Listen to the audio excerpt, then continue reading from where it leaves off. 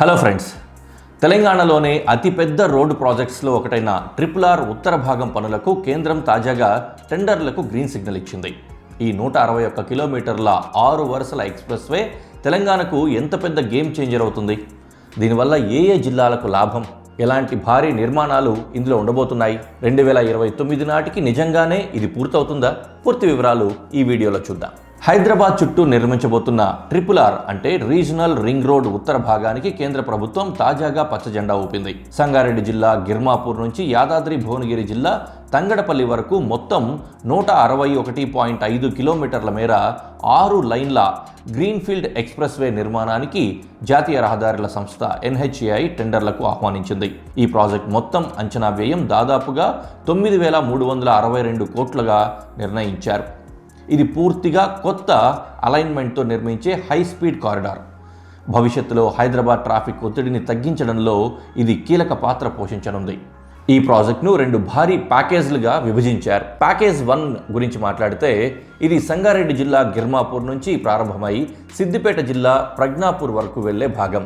ఈ సెక్షన్ మొత్తం పొడవు 83.518 కిలోమీటర్లు, అంటే సుమారుగా 83.5 కిలోమీటర్లు. ఇది మొత్తం ఉత్తర భాగంలో అతిపెద్ద ప్యాకేజ్. ఈ ప్యాకేజ్ నిర్మాణానికి సుమారుగా 4,918 కోట్ల రూపాయల వ్యయం అంచనా వేస్తున్నారు. ఇక్కడ భారీ స్థాయిలో భూసేకరణ కూడా జరుగుతోంది. దాదాపుగా 927 హెక్టార్ల భూమిని సేకరించాల్సి ఉండగా ఇప్పటికే ఎక్కువ శాతం ప్రక్రియ పూర్తయింది. ఈ మార్గం ద్వారా సంగారెడ్డి, మెదక్, సిద్దిపేట ప్రాంతాలకు నెక్స్ట్ లెవెల్ కనెక్టివిటీ లభించనుంది.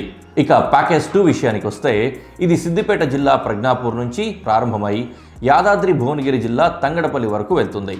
ఈ సెక్షన్ పొడవు 78 కిలోమీటర్లు. ఈ భాగానికి సుమారుగా 4,443 కోట్ల రూపాయలు వ్యయం అంచనా వేస్తున్నారు. ఇక్కడ దాదాపుగా 886 హెక్టార్ల భూసేకరణ జరగాల్సి ఉంది.